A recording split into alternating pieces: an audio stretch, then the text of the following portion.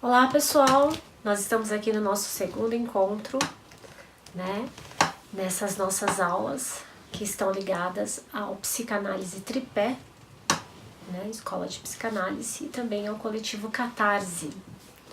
Demorou um pouquinho esses dias, eu andei meio doentinha, mas agora eu tô de volta, ainda bem, né? E peço desculpas a vocês pela demora dessa nova postagem. Mas agora vamos pegar firme, né? Porque tem muita coisa pra gente ver aí sobre psicanálise, ok? E como eu tinha dito no nosso último encontro virtual, né? Aliás, pra quem quiser me seguir, tá? Eu tenho uma página no Facebook, né? Psicóloga Janaína Modesto. Eu não tenho lá muito tempo pra ficar atualizando, mas às vezes eu coloco uma coisa interessantinha lá, né? Pra quem quiser dar uma olhada. É basicamente coisa sobre psicanálise, enfim. Depois eu coloco o endereço, tá? Aí, editor, tem como colocar o endereço embaixo aí depois? Pra nós? Beleza. Então a gente vai colocar o enderecinho da minha página. Lá tem meu telefone também para quem for aqui de Minas e tiver a fim de fazer uma análise legal, um precinho legal, né? Vamos lá, marcar um horário. Opa! Ai! Opa! Caiu. A minha ajudante ficou decepcionada com a queda do brinco, fez um ai. Da próxima vez, ajudante, contenha a sua emoção, por favor. Eu sei que foi espontâneo da sua parte, mas, enfim. Silêncio, por favor, no estúdio, tá? Da próxima vez, quietinha, tá, meu bem? Te amo, tá? Mas acontece, gente, acontece. Coisas assim que são gravadas. Eu não vou cortar isso também, porque aqui é uma coisa muito íntima. Nós estamos conversando como pessoas, assim. Enfim, mas vamos ao que interessa, né? A gente ficou de falar hoje sobre a ética na psicanálise. Então vamos tentar entender que linha eu estou tentando seguir, tentar entender e tentando seguir, né? Tá certo que eu estou fazendo uma questão meio repetitiva de palavras, mas tentando no gerúndio, porque realmente sempre é uma tentativa, até porque nós estamos falando de psicanálise, então o discurso aí sempre é muito importante. E eu estou, a princípio, né, vou tirar esses gerúndios aí, eu quero mostrar a vocês como se faz o início, para depois a gente começar a ver de fato aquelas questões mais puxadas da teoria freudiana e dos seus seguidores, né? E a ética, ela tem que seguir qualquer que seja a sua postura como analista, né? Já que aqui nós estamos falando de uma ideia de formação de analistas, né? Quando eu falo analistas e não psicanalistas, é porque no fundo eu tô querendo dizer a mesma coisa, né? O que é que nós fazemos? Nós analisamos a partir de ideias da psicanálise, por isso que eu chamo de analistas. E aqueles que se dispõem a serem analisados são analisandos, né? E hoje eu vou trazer um livro aqui interessante para vocês. Aliás, eu tinha um outro livrinho aqui, mas agora eu não tô encontrando. Tem uma pequena biblioteca aqui do lado, mas eu não vou mostrar para vocês, tá uma bagunça. Eu preciso organizar primeiro, depois eu mostro. Mas eu vou falar um pouquinho sobre esse livro primeiro, que foi um livro que eu li na graduação, que chama Ética. Eu, na outra aula eu dei uma errada, né? Então eu estou fazendo uma errata agora, galera. Então na verdade não era ética sobre o meu filho, né? O Fernando Savater ia ficar muito bravo se ele pudesse assistir essa aula, porque é ética para o meu filho, que é do filósofo espanhol Fernando Savater.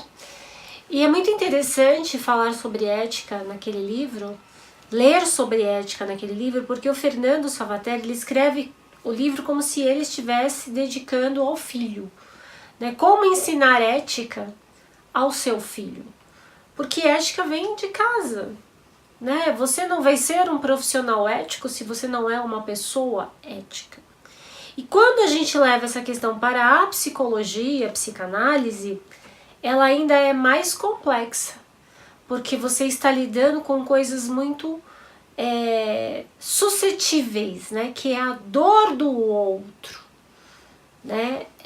aquela questão da fragilidade de ser do outro no mundo. Então, se eu não tiver em mim conceitos éticos muito arraigados, é muito provável que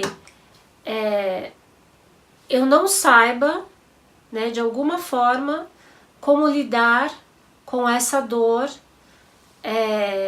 de maneira imparcial, sem colocar as coisas que eu trago como verdades, né? Nós já falamos sobre a questão da verdade relativa no outro encontro. Então, a ética do Salvaterra que ele propõe é uma ética muito simples. Aquela ética de que eu sei o que eu tenho a fazer, porque eu aprendi que é assim. E tem 2 exemplos lá que são muito interessantes, né? São os 2 exemplos que eu consegui guardar do livro e eu não vou me esquecer. O primeiro exemplo que ele dá são das formigas, né? Ele fala exatamente quais são as formigas, eu não vou me recordar o nome agora, já faz algum tempo que eu li o livro. E ele diz assim que algumas formigas, elas se dão ao sacrifício, né? Para quem quiser ler o livro é bem interessante, tá? Depois eu vejo aqui se eu consigo achar a capa, mas acho que é fácil, né? Ética para o meu filho, Fernando Salvaterra. Você encontra facilmente na internet, ele ainda está disponível, tem edições disponíveis. E o primeiro caso que ele conta da formiga, a formiga sabe o seu destino, né? Ela tem que guardar a comida para o inverno, então ela tem que trabalhar. E existe uma certa colônia de formigas, né? São formigas maiores, e algumas delas, elas são meio que boi de piranha, sabe? Esse lance assim, boi de piranha. E elas sabem que elas têm essa função, a de morrer para salvar o restante do formigueiro, né? Então elas já se colocam dentro dessa situação como se aquilo fosse a missão delas, né? É mais ou menos uma frase do Freud que diz assim: quando nos propomos a fazer algo dentro da psicanálise, temos que pensar que podemos nos chamuscar, né? Nesse amor que na verdade é o que engloba, vamos pensar assim, o principal sentimento que envolve a ideia de psicanalizar, né? De novo sendo lacaniano.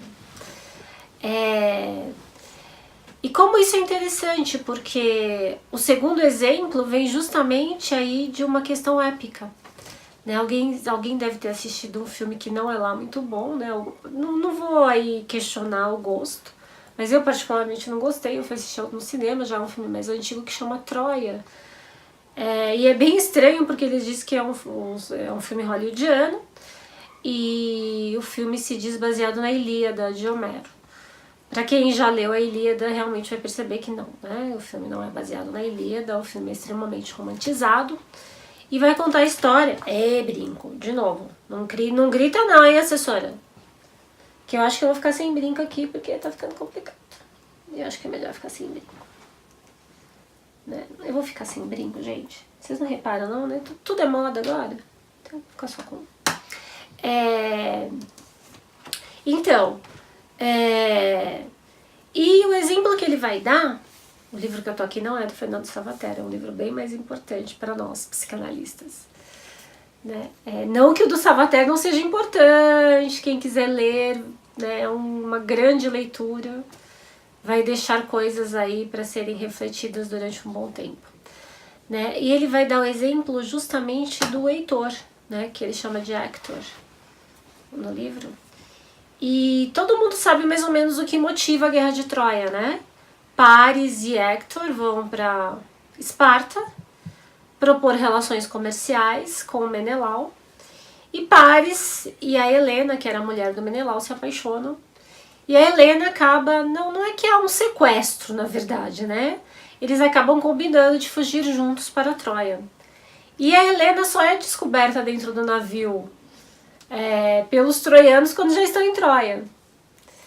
E, na verdade, nós sabemos, para quem já leu a Ilíada, sabe que tem uma questão ali, né, que o Agamenon, que é o irmão de Menelau, tem uma intenção de unificar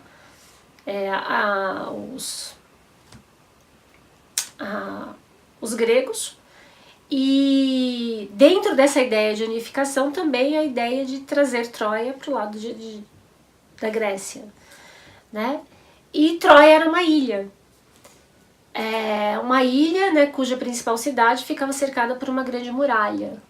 Então a ideia que eles tinham é que essa muralha era basicamente inatingível, né, ou intransponível.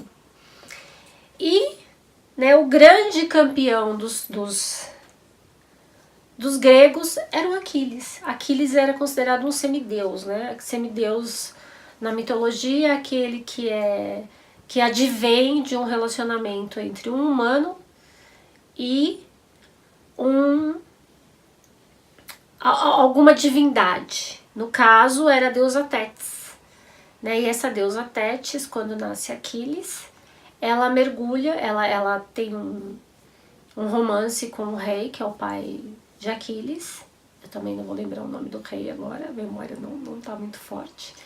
E ela mergulha o filho no rio, rei, ó, inconsciente dando as suas falhas, né? No rio que fecharia todo o corpo de Aquiles, né? Então ele se tornaria quase um imortal. Mas existe uma parte que o rio não molha. Opa. Mas isso a gente vai ver num outro livro. Não é no livro Ilíada. Mas todo mundo sabe que é o calcanhar. É a grande verdade. O calcanhar não é molhado, por isso que o calcanhar se torna o único lugar vulnerável de Aquiles. E é justamente no calcanhar que ele é atingido ao fim da guerra de Troia, né, por uma flecha, e ele também perece nos muros de Troia. Antes, inclusive, da invasão, tá? Diferente do que acontece no filme, quem assistiu vai ver que o filme ele coloca Aquiles ainda dentro de Troia e isso não acontece. Né? Segundo o escritor, né, que é o Homero, a Ilíada termina justamente com a morte do Heitor.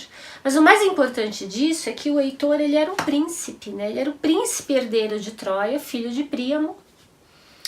E a conduta do Heitor, muito diferente da do Aquiles, sempre era uma conduta muito ética.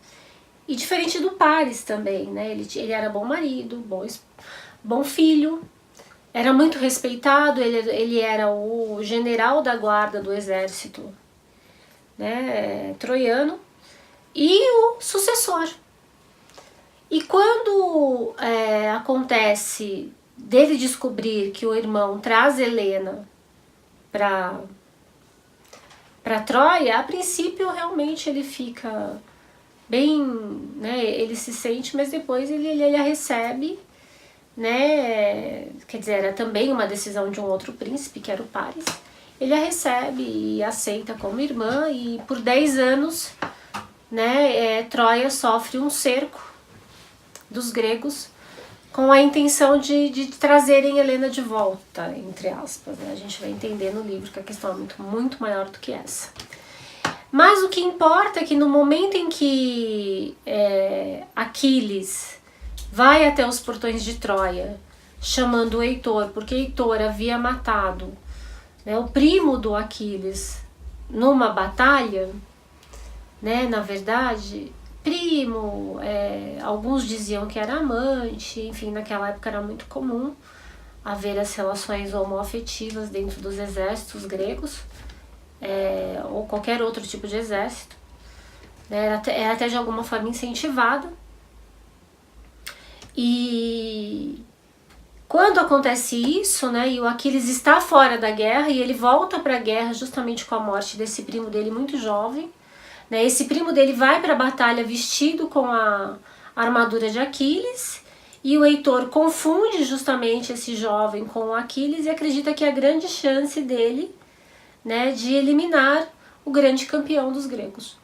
E de fato, quando ele percebe que não era, né, ele fica bem pensativo e volta e já imagina que haveria uma retaliação de Aquiles, e é exatamente o que acontece, né? Aquiles vai até os portões de Troia e começa a chamar o Heitor, e muito ciente da sua inferioridade em campo de batalha, né? Até porque Aquiles era considerado um semideus, um imortal, ele sabia o que ele tinha que fazer, né? Ele sabia que como príncipe ele tinha que descer. Ele podia não ter ido.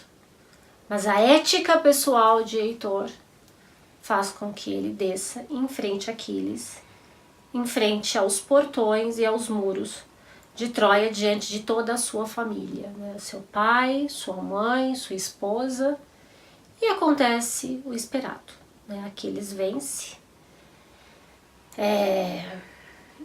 e pior, né? Para os gregos antigos não havia nada pior do que vilipendiar o cadáver dos mortos, e é o que Aquiles faz com o cadáver de Heitor, né?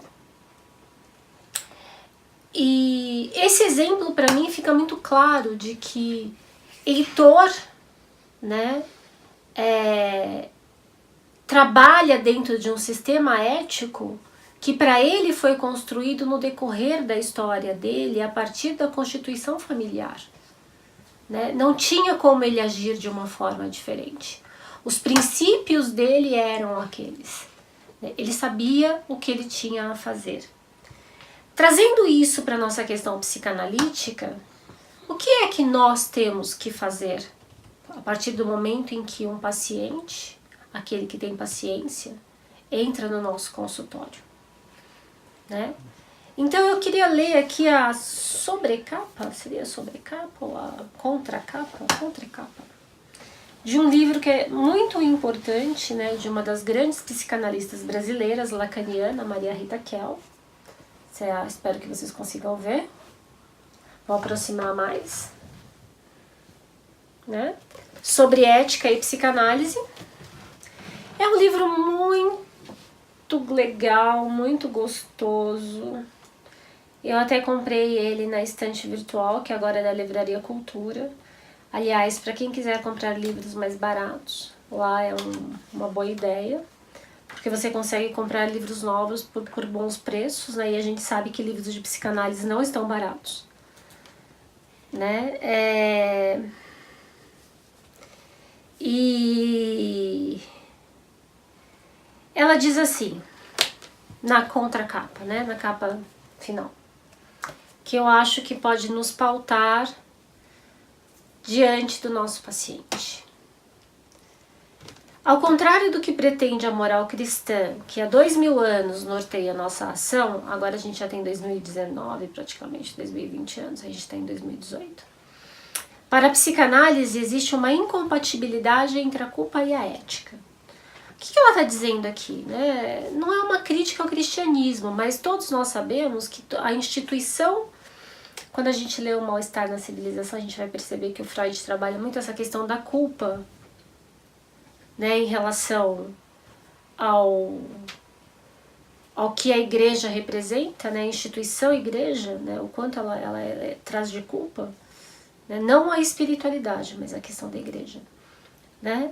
Ela diz assim, ao contrário do que pretende a moral cristã, que há 2000 anos norteia nossa ação para a psicanálise, existe uma incompatibilidade entre a culpa e a ética. Isso porque a culpa pode ser entendida como sintoma do nosso desejo de uma submissão sem limites, portanto impossível ao outro. E aí vem uma frase do Freud que diz: levar a vida um pouco além da hipocrisia e das inibições. Existe uma outra frase do Lacan: não ceder de seu desejo. Eis a proposição ética que a psicanálise nos conduz. O apelo, apesar de sua forte consonância com a cultura do individualismo, não deixa de ter um alcance no que toca ao laço social. Pois é, gente, eu acho que eu vou deixar vocês com essas duas frases para vocês pensarem sobre a ética, né? Espero perguntas, espero que vocês tenham gostado dessa pequena explanação sobre ética e a gente continua no próximo encontro, tá bom? Até lá!